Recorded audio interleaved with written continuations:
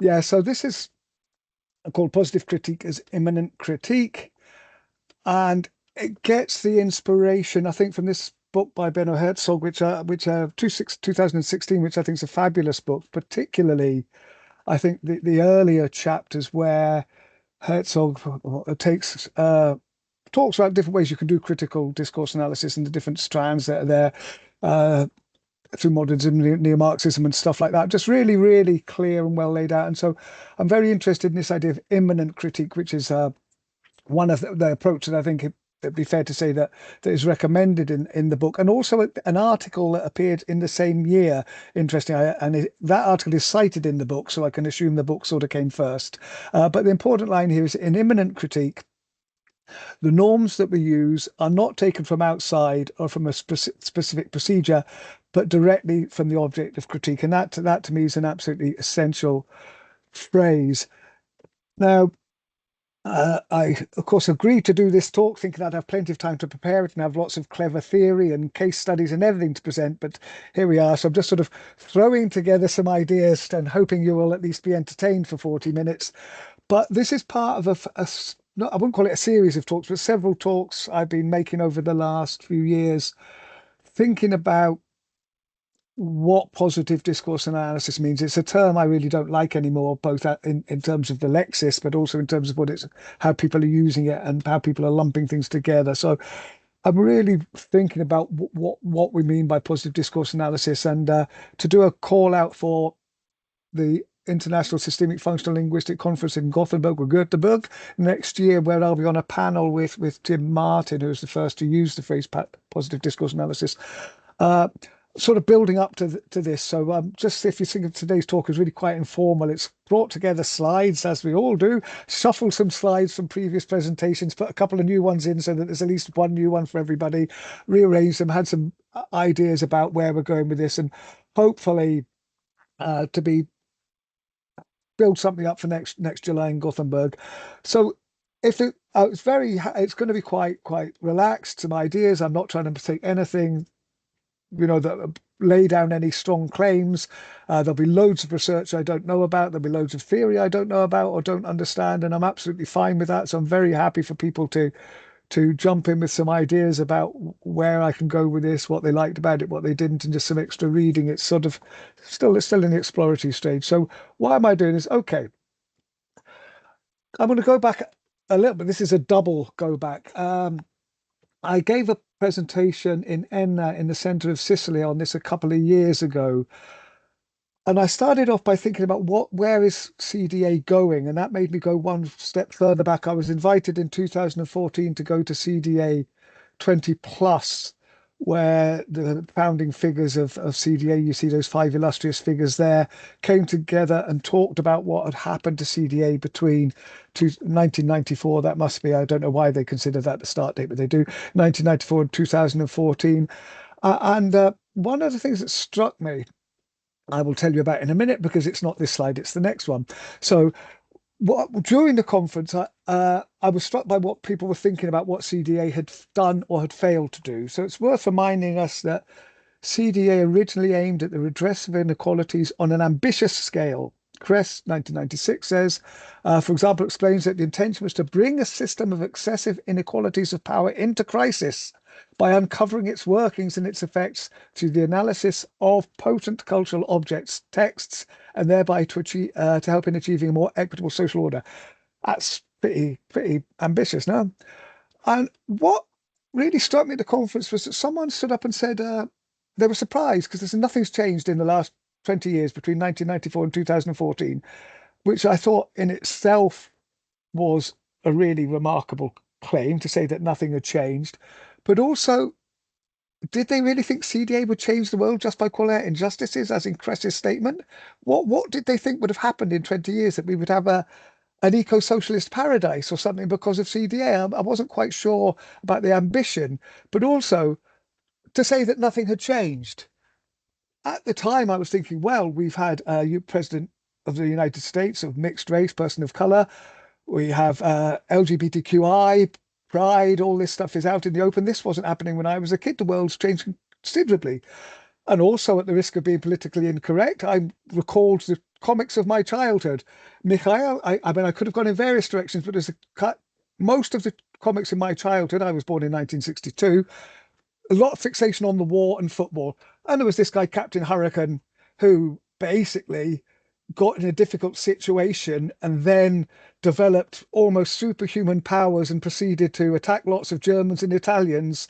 And the main interest of the story was the racist language he came out with. This was absolutely standard fare when I was a kid, and I was making the point, well, this isn't happening anymore. The world has changed. We have moved on. It's quite ludicrous to suggest that the world hasn't moved on. But thinking a bit further, well, where were we at that time? Can we breathe now? Just after George Floyd, Bolsonaro trying to destroy the rainforest, anti-Semitism, the genocide in Gaza, and women's rights being rolled back in the States and other places. So I thought, well, actually, wow, the world has changed. It's not the same as it was in 1994 or now 2014. The problems are different. And the idea was thinking then that, each age brings its own problems. Some things progress, some things go backwards. So this sort of overarching aim to make the world a better place by calling out injustices, I thought one of the points I was trying to make at this talk was CDA, or critical approaches to language and communication, whatever you want to call it, should probably focus on specific issues, local issues in terms of time and space, and maybe spend more time trying to do that sort of local place-based, if you like, work, instead of this grand mission to call out all the inequalities in the world. And to be fair, a lot of CDA literature, I know it's not all of it, is really has been telling us that there's some of these texts perpetuate or encapsulate bad ideologies. And well, okay, where are we going with that? What we can carry on publishing article after article that tells us some policy or some speech is bad.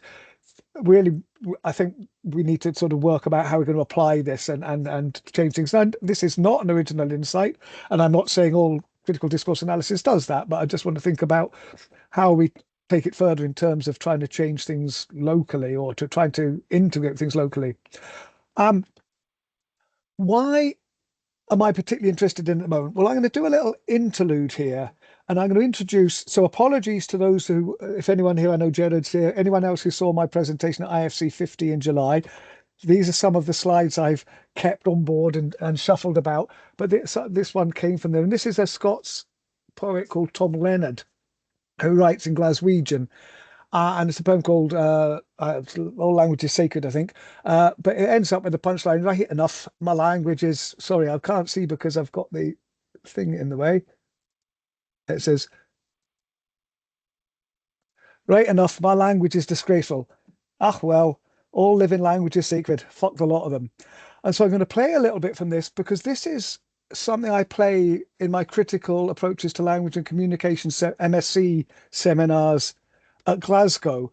And it was just the last time I was playing it, I sort of had a strange revelation. So I'm going to play it for you now and then talk about that Damascene moment, hopefully.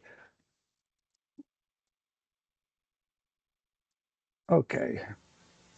Thumbs up if you can hear it, Mikhail. Claim to represent the excluded in any way. I mean, but what often drives me from anger into writing, or sometimes from humour and then into writing, is a reaction against what is portrayed as the inclusive and isn't inclusive. If you hear a working class voice and you hear someone with an upper middle class voice and they say spot the major and spot the private, it would be hard. If you get into a courtroom and you hear somebody speaking in a broad city voice and you hear somebody speaking with an upper middle class voice, who's the judge and who's the accused?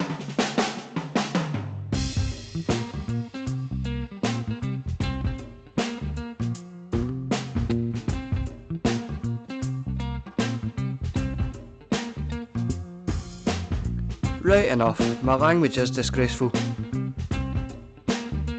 My ma told me, my teacher told me, the doctor told me, the priest helped me. My boss helped me. My landlady in Carrington Street helped me. The lassie I tried to get halfway in 1969 helped me. Some wee smout that thought I had near a Chomsky helped me. A Calvinistic communist that thought I was a revisionist helped me. Po-faced literati grimly carrying the burden of the past helped me. Po-faced literati grimly carrying the burden of the future helped me. Okay, so I'll play that in critical approaches to language and communication because these are classic liberal, supposedly liberal themes. These are the things we deal with, people dealing in CDA. Us soft left academics deal with is inclusion, working classes being excluded, not getting the good jobs, being in court rather than being the judges, and all this level of inclusion. And in social linguistics, we always try and talk about all language being equal and that people shouldn't discriminate on the basis of language, etc., etc. And the classes, I'm trying to talk about classism in language. But the last time I was giving this presentation, it struck me that though these are the claims we make as the soft left academics or whatever we like to think of ourselves as, I have a sneaking suspicion that in the American context, this guy is going to be MAGA because he's fed up being told what to do by po-faced intellectuals and Calvinistic communists. And this was a real wake-up call, you know. Are we still really in any way, or to what extent are we engaged with the disengaged? What extent are we connected with the values of working class people in academia? Or are we just being a bit too self-righteous and self-interested? And I think that's a really important question that we all need to think about. Are we part of the reason people are fed up being preached at and turning to populism and right-wing ideologies? And what can we do about that if that's the case? I might be totally wrong, but I think it's worth thinking about. Why do I think that in particular? Well, as I say, that sort of attitude about I'm fed up being told what to do and that my language is disgraceful. Who's doing that in the States? Who was doing that in the States? Well, it was the Democrats doing it about MAGA supporters and about white trash and the poor in America. It was actually the Democrats were far more responsible for doing that. And here's a classic example. As I said in my presentation in Glasgow, this to me is the single most asinine comment of the whole president, and there were many, of the last presidential campaign in the States. And just the other day, a speaker at his rally called Puerto Rico a floating island of garbage. Well, let me tell you something. I don't know the Puerto Rican that I know, or Puerto Rico where I'm in my home state of Delaware. They're good, decent, honorable people. The only garbage I see floating out there is his supporters. So the press and everyone was on the side of the anti-Trump, or because this person he knew about, this comedian he knew about, had called Puerto Rico a floating island of garbage. With the most spectacular own goal I've ever seen in politics, Biden was able to turn that round into a MAGA victory.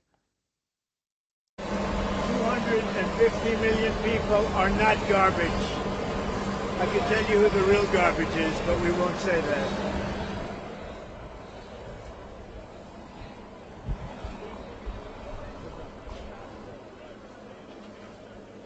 So Trump's able to take advantage of this. So both candidates are showing clear signs of not being fit for office.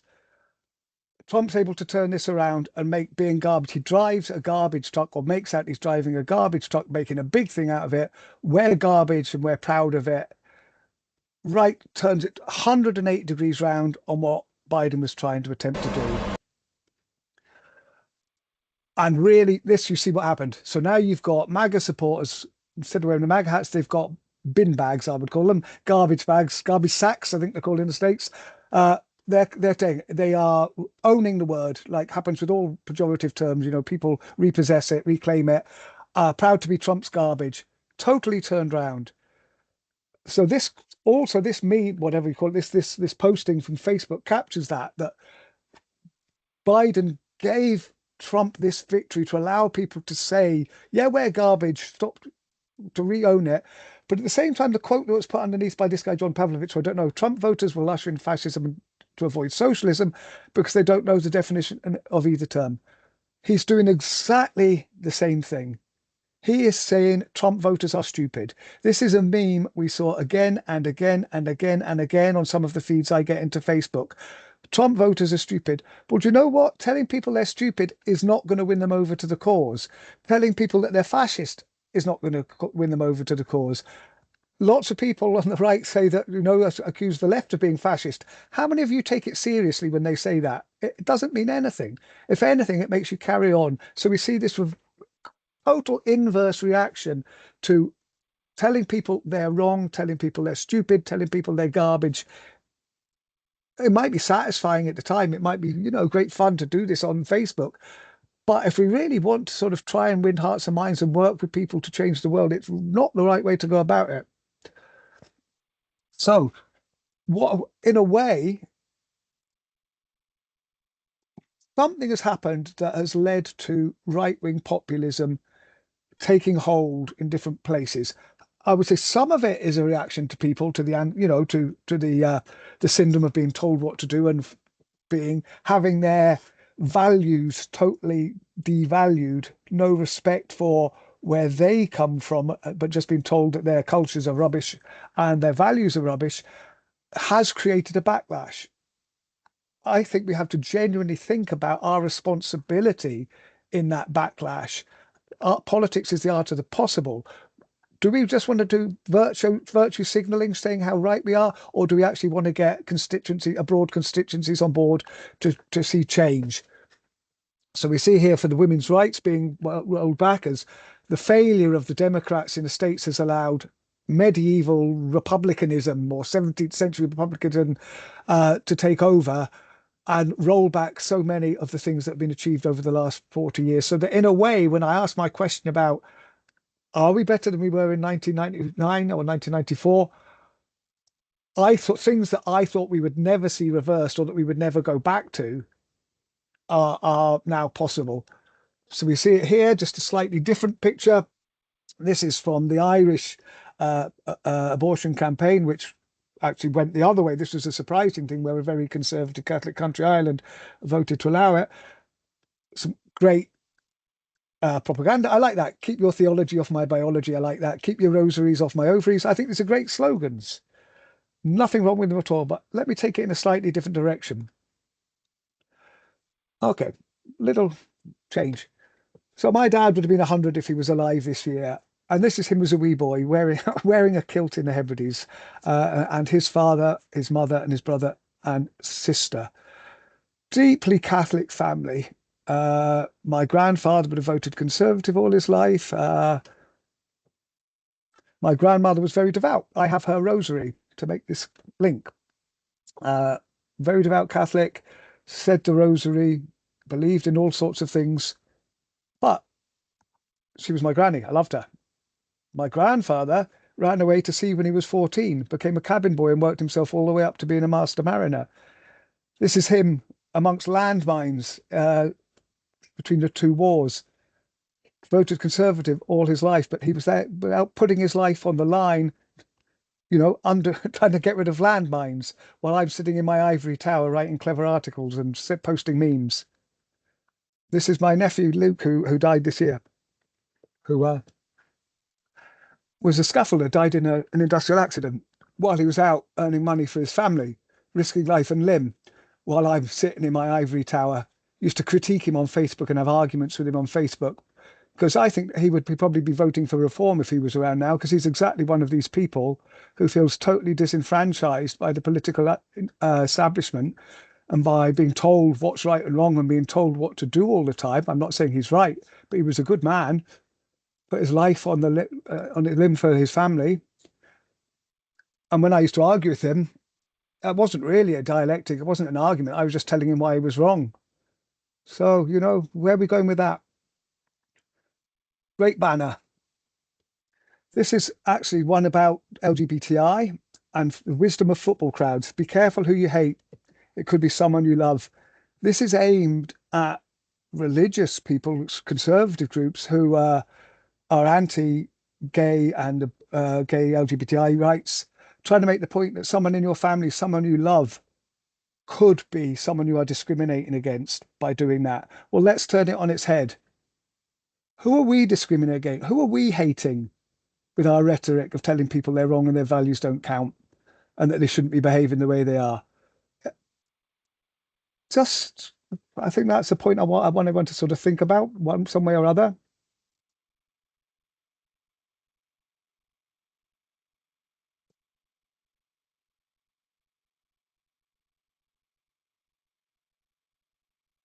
So about CDA, right and wrong. This whole debate about ideology and right ideology, wrong ideology. Well, social imaginaries are by definition neither right nor wrong. A social imaginary cannot be either right or wrong. It's an imaginary. It's something we work with. So we've got social imaginaries are invented by us. We cannot say one social imaginary is right and another is wrong. Equality, fairness, marriage. We make them up. This could be seen as a slip into relativism, or it could be seen as a jump into relativism, an ascent into relativism. Because what we do in the field between beyond right and wrong, from Torfing, talking about Leclerc and Mouffe's discourse analysis, and this possibility of relativism and working with others. And it's a quote I use again and again and again, because God is dead and reason cannot take his place. There is no ultimate arbiter. There is no ultimate moral authority in God. Reason cannot replace that because social imaginaries are not to do with reason. They're to do with faith, belief, and love and affection. Cannot take his place. Because of this, we are forced to assume the immense responsibility of inventing and safeguarding the ethical ground of our actions. We have to invent it again and again and again and again. It's not written in stone. There is no absolute right, no absolute wrong, no absolute goal. Human life is not teleological. We get by, we try and survive along with other human beings. And when we do that, we've got to, in the moment, got to try and think about what is it we want to be doing here. Now, this doesn't mean not trying to change the world. I mean, we all have ways we want to change the world, and that's absolutely fine. It's just having the humility and to realize that we're not necessarily right. So we want to push the world in a certain direction. Let's work with others and see what they want, but also from a very practical point of view. There's that quote again.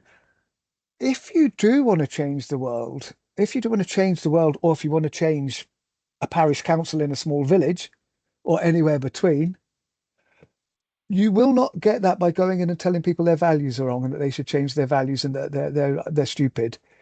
You will do it through immanent critique, I believe. That is the values that these people share, that other groups share, and you might share with them, or you might share with them in different forms. If you want behavior to change, if you want people to change, then the change should come from those people's beliefs and values, not yours. You've got to work with them. It's got to come from that. So from one point of view, as Benno Herzog points out, one of the things you can do, for example, I spent some very, very frustrating and fruitless hours ended up getting in Facebook sites of conservative Christians, MAGA Christians in America, trying to work out where they were coming from, because I cannot see the compatibility between the Christianity I was brought up with and their Christianity. So I was thinking, yeah, there's got to be something here. Frightening and very bad for my mental health. But those are extremists. There has to be something, there's a contradiction inside society. What is it about some of the people, devout traditional Christians in the States, for example? Is there something we can work with in their understanding of religion, their understanding of traditional society, their understanding of what it means to have a small community where people look after each other, that makes talking about gay rights, immigrants' rights, and all these things possible by trying to see a contradiction within their own way of seeing the world, so that it's not coming from outside. It's trying to say, look, but this is what you believe. Let's take it a bit further. From a practical point of view, I think that's a much better way to go. I also think it's a more modest way to go. So I think, again, Stahl quoted in Herzog, practice-based. I think this practice-based is important. It's not just theoretical. This is us working with groups, working at certain scales to try and make change. So practice-based immanent critique within it, the critic must not only draw on the cultural meaning of the rules accepted in a given community, but also on his or her knowledge about the community's objective practices and institutions. So, getting out of our ivory towers, not just having to write journal articles because academia wants us to do it. All sorts of problems about getting the time and the money to do funding like this, but you cannot really critique an institution or a community without knowing how it works, without knowing its objective practices and institutions. Critiquing it from outside is fruitless as well as arrogant. So if we want to talk about the cultural meanings and the values that the group we need to know how they circulate, how they work, what they mean within that group. We need place-based approaches, locally based approaches. And this is time consuming and slow, all the things that aren't getting funded at the moment. But just because it's difficult doesn't mean we should fall back to the alternative of firing off broadsides against particular texts and speeches. Okay. So as an example of that, and this is where I do a shout out for the Language of Power podcast that Michael Farrelly and I do, a lot of it is to do with, or CDA, obviously, a lot of it's to do with environmentalism. It started with COP26 in Glasgow. But a very good talk that listening to is by Auni Etaiwe, who's produced an article, I think that's the name of the final article, where he's analysing critiques of Zionism and the Holocaust and the genocide from within by Jewish groups, 3 or 4 Jewish groups, and he analyzes the arguments they make within Judaism, within Jewish cultural, if not religious society, but not religious as well, to critique Zionism. So this is coming from within rather than people from without, the shared values there to some extent. So that worth listening to.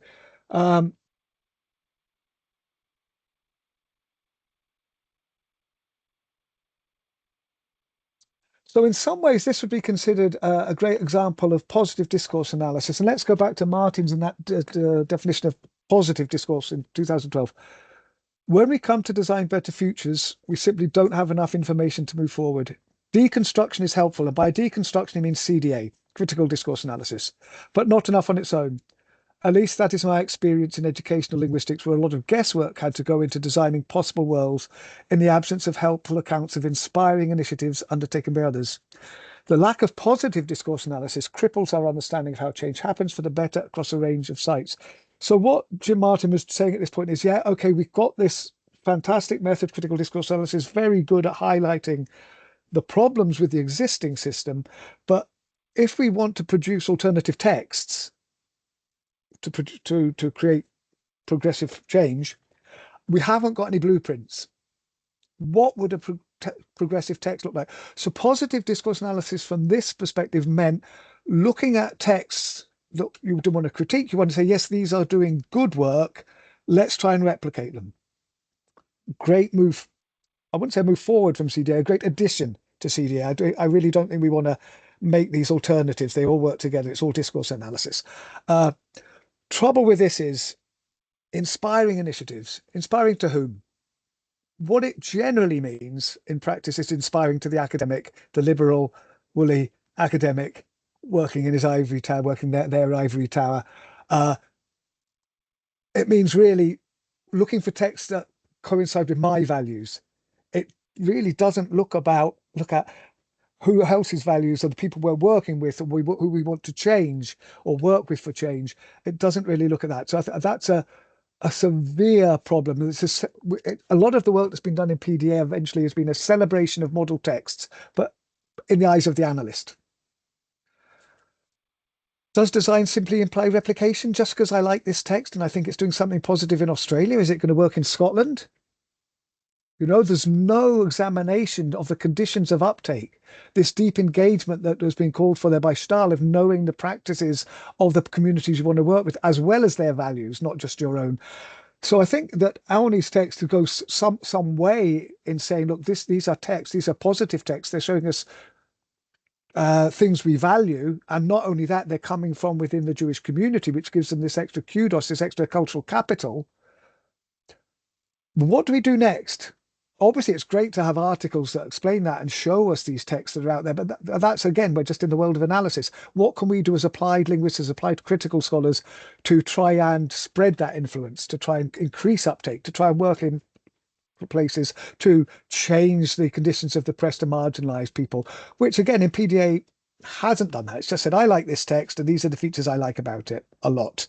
So by 2012 book and from then on, one of the reasons I hate the phrase PDA now is because a lot of people write articles, and we've all done this as academics. They say positive discourse analysis, and then you put a list of 6 sources to show you've read books for your journal article.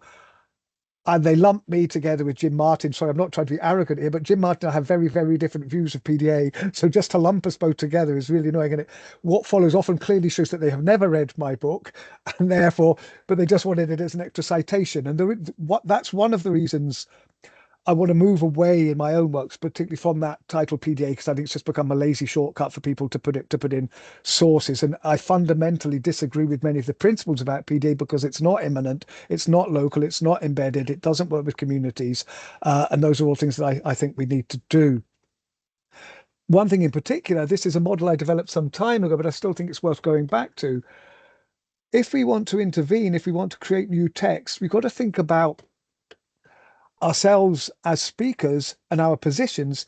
So the texts that Auni talks about that come from within the Jewish community, those same arguments that are made by Jewish groups, if I were to make those exact same arguments, it would not be the same, because I do not have the position, I do not have the cultural capital to make that act, to do that text discursive act before the marketplace of the audience. I don't want to go into all the apices of that particular model, but the idea is that it's talking about, it comes from this positioning theory where it says that every act is taking up a position on the storyline. That's quite idealist. And I was trying to think, okay, but what would make it effective? It depends on the cultural capital of the speaker. It depends on the type of language that's been used, and it depends on the audience. So I still think this is a useful heuristic. I never wanted it to be an absolute model, a heuristic to go back to. What would you do with those texts that Auni analyzes? What could we do with them? Us replicating them would not be the same because it's a different speaker in a different place. These are all local issues that really need to be wrestled with when we do work. I also want to take it a bit further in terms of, again, questioning right and wrong. If you look, what do we mean by ideology? Is it good ideology, bad ideology? And even if we come out with a local compromise, if we come out with a local solution, I also think it's really important that it's actually not about creating a single voice. It's about creating communication. It's about creating a network of voices that come from different places of cultural capital, that speak to different audiences. One of the examples I always give is having to work with people like Jeremy Clarkson, if you know him, or Arnold Schwarzenegger in environment, because they've got audiences we can never reach. And though we might have to hold our noses, it's about working with different voices in a network of relations. Comes back to Bakhtin, not from 1986. That's when we discovered him in the English-speaking world, and polyphony. In rhetoric, there is the unconditionally innocent and the unconditionally guilty. We're right, you're wrong. There is complete victory in the destruction of the opponent. You're garbage, we're not. In dialogue, the destruction of the opponent also destroys that very dialogic sphere where the world lives. Only a polyphonist like Dostoevsky can sense in the struggle of opinions and ideologies an incomplete dialogue and ultimate questions. There is no ultimate answer, and we shouldn't be trying to find one. It's about continuing to work with a polyphony of voices and a polyphony of people to create workable situations as we move along, keeping the dialogue open. If you win an argument, that's the dialogue dead. You want the dialogue to keep going. It's not just finding a single answer. It's not reaching closure. There is no such thing as closure. Everything is unfinalizable, and let's live with that. Just as there's no absolute right nor wrong, there is no closure.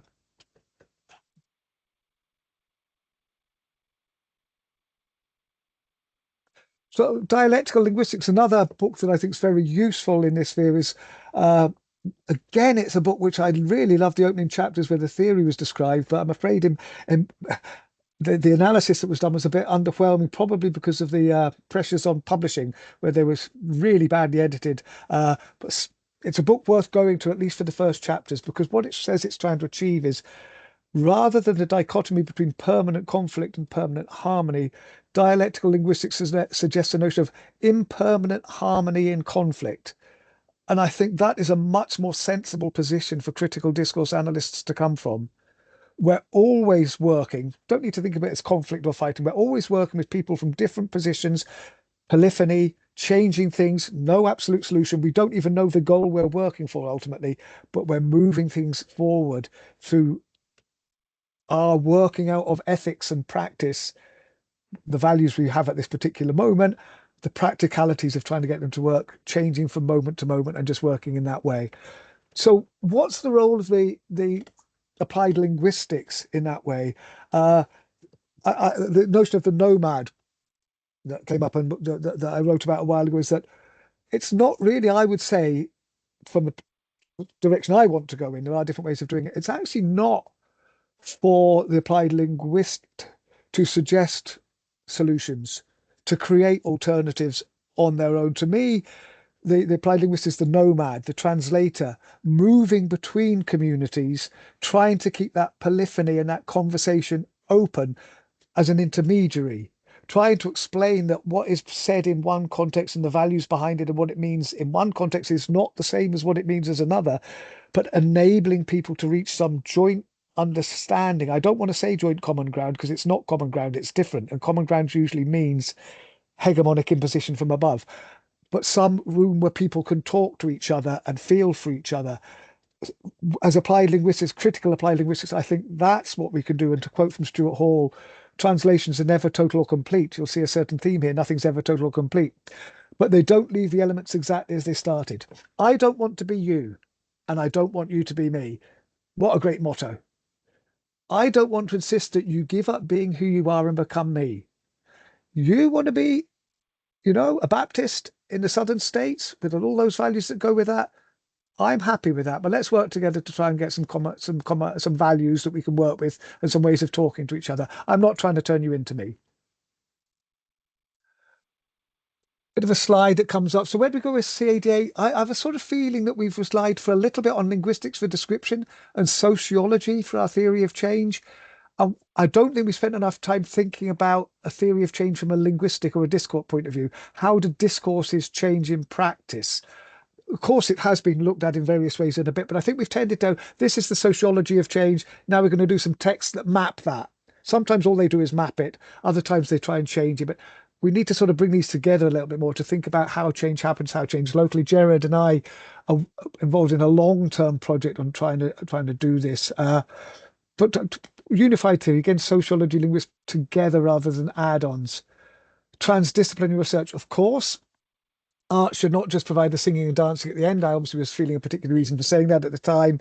But we can talk about the ethics, working with scientists, working with sociologists, transdisciplinary way. Coming towards the end before I get kicked off. Back to this initial slide. These two, the book and the article appeared in the same year. I thought they might be the same thing until I noticed the subtitle were different. And interestingly, I assume that Benno Herzog had less control over the title of the book because publishers like to tell you what your subtitle will be. Discursive and non-discursive realities in critical social research. The article might be a bit more honest. Possibilities and limits of normative critique in empirical discourse studies. Empirical. How do we actually get down to empirical work? That's a big problem. There are possibilities and limits. And in academia, those limits are huge. But I'm very, very quickly, if you'll be indulgent with me, going to talk through some of the projects that I'm involved in just to sort of think about how this might pan out, this immanent. Starting from my 2012 work in Rupununi, call out to Uncle Henry, Uncle Fred. I can never remember which is his real name. It was as I was working with communities in the Rupununi in Guyana, thinking I would go in and empower them so that they could talk to non-governmental organizations and international organizations better. I discovered that actually they were doing pretty well on their own and they developed their own ways of doing discourse that was bringing in community norms. So it's just a question of working with them, living with them, learning from them rather than trying to impose on them. Moving on from there, came back to Scotland, that was the view from my father's house, that castle. Coming back and realizing something similar to what was happening in Guyana was happening in Scotland, as the government was trying to impose highly protected marine areas from an ecological point of view, they seem absolutely sound and sensible. From the community point of view, they're disastrous because they stop fishing and they stop all exploitation of marine management in limited areas. It failed. The government had to do a volte-face and remove this bill from Parliament because it was this imposition from above of what we say is right without consideration for how it might work locally or for the values and ethics of the local community. You cannot impose a better society from above for all sorts of reasons, ethically or practically. So that's some of the work I'm doing now, is working out how government and local communities can work together to get an environmental plan, fishing regulations that are actually suitable for both parties. Work that we're working with Michael here and also Michael Farrelly, working with Glasgow City Council, who are developing a new climate plan about how they communicate this plan to various members of the public. And one of the things we found is we're talking about this critical policy discourse analysis, Nicolina, Jane Mulderry, Michael and Michael, various others, taking CDA to look at policy discourse analysis. And again, there's a big tradition of critiquing policy and saying what's wrong with it and saying why it's reactionary, saying how it embeds injustices, and this is also true. But what are we going to do about it? And as we've been working with Glasgow City Council, I'm sure Michael might have something to say, but also to agree, as we begin to learn the constraints that they are under and the way they have to produce policy within councils and the incredibly hidebound procedures they have for doing this and what they want to do and what they can't do, actually working from within the council imminently, working with them to say, okay, you want to communicate about it this way. We've got some ideas about what should be done and what's good, but we're going to work with you and from where you are to see if we can try and find some way where we can communicate with citizens more effectively. Language and Power podcast, there's lots of talks on that connected with this sort of stuff. There's the URL for if you want to go and listen to some of the stuff. We've got Michael talking about some of his one of his papers and that, but all sorts of people talking about their embedded work just to follow up about other projects. Another one I'm looking at the moment as well, very interesting one, is to do AI. Is this critical discourse analysis? Is this just applied linguistic work? Should there be a difference between applied linguistics and critical linguistics? It's an app being developed in Brazil so that information about neonatal pregnancy, maternal problems are accessible in remote areas. But of course, the problems with that is that you're going to get from large language models, you're going to get culturally biased information coming through. You're going to get information that is not catered to exactly what the local community wants to know in the terms in which they want to know it, and that doesn't respond to the questions in the way that they ask them and generally resonate with their values. So working with people in Brazil, but working with local communities to work out how they understand maternity, childbearing, all this from their ethical and cultural values, but also their understanding of medicine, but trying at the same time to bring in scientific knowledge to work along for these two to work together. This is some form of immanent research. It's ways of taking it in different directions. Is it critical? Yeah, I think so. Or it's what criticality should look like. So in a way, it looks like I'm sort of broadcasting my own work at the moment, just to something about what does immanence mean in practice? How do we create projects that are immanent rather than just looking at as a theoretical and ethical ideal? And they might look something very different from how we perceive critical discourse analysis generally. Just to finish off, there's my dog Lola, my daughter's dog Lola, outside a house in Barra, which is just an image I used a lot when putting together this website. This is Michael's talked about this. Communicatingsustainabilities.com. I'd be grateful if you could at least click on to that and have a look around, because what we're trying to do there is build a hub for people who are interested in what it means to communicate about sustainability from all sorts of different perspectives, from different silos, from business, from the fisherman's perspective, from environmentalist perspective, from academics, politicians, grassroots community, people involved, to have a hub where people come together, where they can share different ideas about what does sustainability mean to you, to me, to them. No definition of sustainability. Everyone brings their own definition of sustainability. How do we work with that? How do we communicate between these different groups that have got totally different values, different ideas of what sustainability even means? How do we forge different spaces for these to work? And the idea is to set up a database where people have got profiles highlighting different projects, so that when people are looking to do research in this area, this is a resource for them to find other academics from different disciplines, different specialisms, community groups who might be willing to work with you, etc., etc. So again, this is sort of a tool to enable immanent research in some way. And I believe that is my last slide. It is. Thank you very much for your forbearance.